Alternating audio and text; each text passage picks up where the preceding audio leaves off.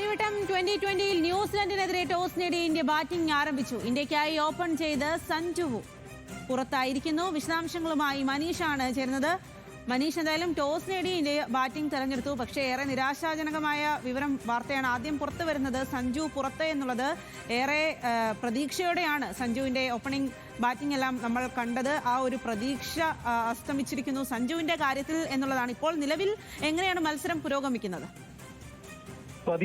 ഏവരും കാത്തിരുന്നത് സഞ്ജുവിനെ ഇന്ത്യൻ ജേഴ്സിയിൽ കാര്യവട്ടത്ത് ആദ്യമായി കാണുക എന്നുള്ളത് തന്നെയായിരുന്നു. സഞ്ജു ഒരു മികച്ച ഇന്നിംഗ്സ് പുറത്തെടുക്കുമെന്നുള്ളത് തന്നെയായിരുന്നു ടീമിനെ സംബന്ധിച്ചിടത്തോളം ഏറ്റവും വലിയ പ്രതീക്ഷയും. പക്ഷേ നേരിട്ട് 6-ാം പന്തിൽ തന്നെ സഞ്ജു പുറത്താകുന്നതാണ് കാര്യവട്ടത്ത് കണ്ടത്. ഒരു 4 മാത്രമാണ് സഞ്ജുവിന് നേടാൻ കഴിഞ്ഞത്. അതും ബാറ്റിന്റെ എഡ്ജിൽ നിന്നിൽ പോയ ഒരു ബൗണ്ടറി മാത്രമാണ് സഞ്ജുവിന് നേടാൻ കഴിഞ്ഞത്. കാര്യവട്ടത്തും സഞ്ജു നിരാശപ്പെടുത്തുന്നതാണ് ഈ മലയാളി ആരാധകർക്ക് കാണാൻ കഴിഞ്ഞത്. എന്തായാലും നിലവിലിപ്പോൾ ഇന്ത്യ 4 ഓവറിൽ 33-ന് 1 എന്നുള്ള ശക്തമായ നിലയിൽ തന്നെയാണുള്ളത്. പക്ഷെ എപ്പോഴും സഞ്ജുവിന്റെ ഫോമാണ് ഇന്ത്യൻ ടീമിനെ സംബന്ധിച്ചിടത്തോളം ലോകകപ്പ് ഒരുക്കങ്ങൾക്ക് ഏറ്റവും കൂടുതൽ ആശങ്കയായിട്ടുണ്ടായിരുന്നത്. അത് അങ്ങനെ തന്നെ തുടരുന്ന ഒരു സാഹചര്യമാണ്. ഇനിയിപ്പോൾ ലോകകപ്പിലേക്ക് കടക്കുമ്പോൾ ഇന്ത്യയുടെ 1-ാം വിക്കറ്റ് കീപ്പറായി സഞ്ജു ഉണ്ടാകുമെന്നുള്ള കാര്യത്തിൽ പോലും സംശയമുണ്ട്. ഇന്ന് ടോസ് ഇടുമ്പോൾ പോലും ഇന്ത്യൻ നായകൻ സൂര്യകുമാർ യാദവ് സഞ്ജുവിനെ പിന്തുണച്ച് ആണ് സംസാരിച്ചത്. അദ്ദേഹം ഫോമിലേക്ക് മടങ്ങിയെത്തുമെന്നുള്ള പ്രതീക്ഷ പങ്കുവെക്കുകയും ചെയ്തു. പക്ഷെ അപ്പോഴും സഞ്ജു വീണ്ടും നിരാശപ്പെടുത്തുന്നതാണ് കാര്യവട്ടത്തും കാണാൻ കഴിയുന്നത്.